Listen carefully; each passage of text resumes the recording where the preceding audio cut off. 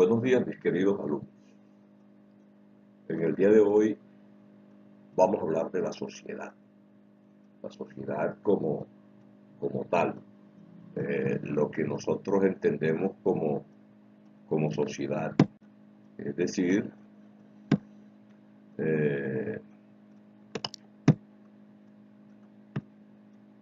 el conjunto de personas que se relacionan entre sí, de acuerdo a unas determinadas reglas de organización jurídica y consuetudinarias, y que comparten una misma cultura o civilización en un espacio o en un tiempo determinado. Ojo con esto. Conjunto de personas que se relacionan entre sí, ¿ya? Que comparten determinadas reglas organizacionales, jurídicas, y son consuetudinarias porque las practican todos los días, ¿eh? Que comparten una misma cultura, son de un mismo pueblo, de una misma nación, de un mismo espacio geográfico. Es decir, y que viven en un tiempo determinado. Podríamos decir también que es la unión intencional de personas. Son personas que intencionalmente se reúnen para gozar de lo que dijimos anteriormente, que de la organización y de las reglas jurídicas dentro de un espacio geográfico determinado. ¿Sí? Repetimos, es una agrupación de personas, pero que se unen intencionalmente. En ese punto quiero precisar, es que la unión tiene que ser intencional, no obligatoria.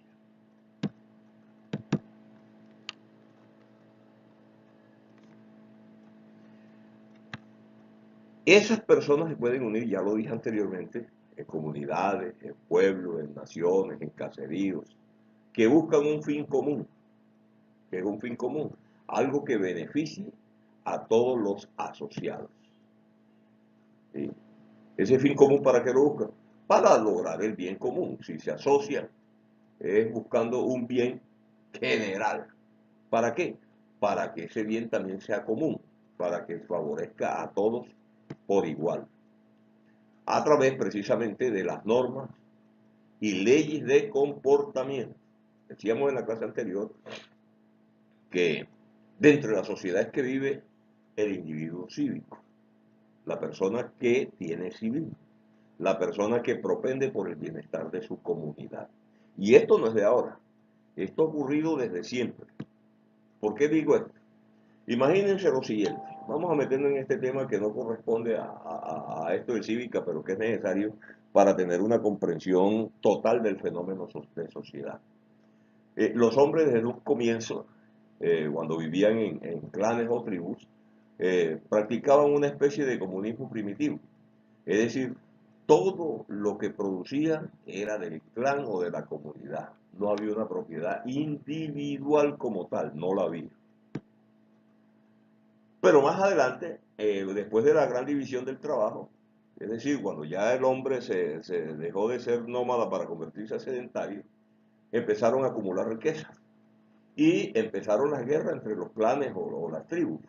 Y eso que ocasionó que al perdedor lo ponían de prisionero y lo convertían en esclavo para trabajar en beneficio del que triunfó en esa guerra. Entonces, el esclavista era el dueño,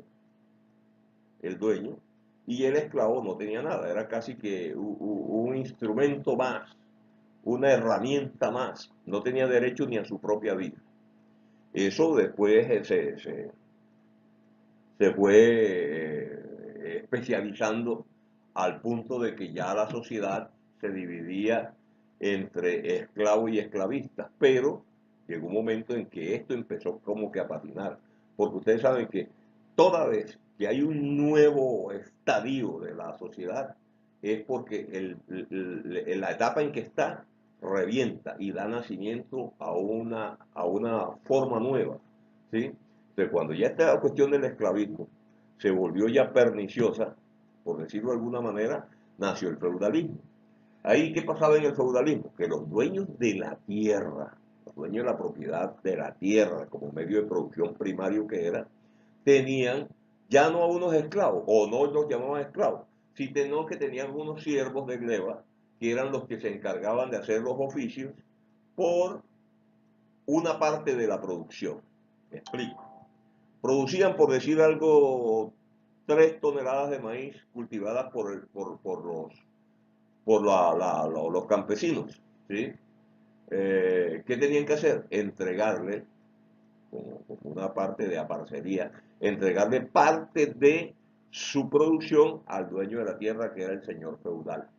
Era tan aberrante esta situación que incluso cuando una mujer se iba a casar, tenía que pasar la primera noche con el dueño de la tierra, con el señor feudal, y pagaban un derecho a pernada, es decir, pasaban la noche con ella y después pasó como una cuestión simbólica de acostarse y ponerle la pierna encima. Pero ese feudalismo se recrudeció tanto y además agravado por los impuestos y las cosas que imponía tanto el rey como la curia, que también explotó como tal y nació el capitalismo. Recuérdense que el capitalismo arranca después de la revolución industrial, ¿sí? Cuando la máquina a vapor de los hermanos Wright empezó a aplicarse en los telares. Entonces, toda esa gente que vivía en el campo y que eran artesanos se movieron hacia las grandes urbes y produjeron casi que un cisma, porque hubo demasiada pobreza, demasiados miserables en las ciudades, mendigando, porque no sabían hacer otra cosa, sino manejar las artesanías con sus manos, pero como ya inventaron el telar, quedaron sin empleo muchos. Entonces, a partir de ahí nace el capitalismo. Es decir, que quien domina dentro de esa sociedad es el dueño de los medios de producción. Hay medios de producción primario, secundario y terciario. En este caso, eran los dueños de la maquinaria en sí, ¿sí? Ahí llega Carlos Marx y se inventa el cuento ese del socialismo y el comunismo, porque piensa de que el capitalismo en sí va a explotar. Ese capitalismo va a explotar y va a darle nacimiento a un nuevo estadio de la sociedad, que en este caso sería el socialismo, lo que sería una especie de tránsito entre capitalismo y comunismo, donde los medios de producción estarían en manos del Estado, ¿sí? Y que todos tendrían que trabajar para producir sin que hubiera ricos, porque como el capitalismo tiene algo que se llama plusvalía, que es las ganancias con las que se queda el dueño de los medios de producción y que no reparte a los obreros, ¿sí? Entonces en el socialismo eso no iba a ocurrir. Y por último, decía Marx, bueno, eso pasaría al socialismo.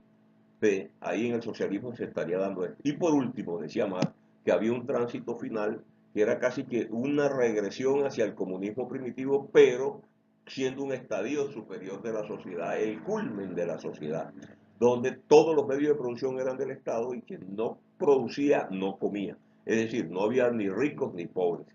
Ahí pues hay mucha tela por cortar en esas dos situaciones, porque hay experiencias vividas como la de Rusia, la de Cuba, que nos queda aquí cerca, donde hay las dificultades generadas precisamente porque el capitalismo no aceptó el nacimiento de esa nueva sociedad socialista y por lo tanto se truncó el hecho de que naciera la sociedad comunista. El único país comunista más o menos que existe es la China, ¿sí? En el momento.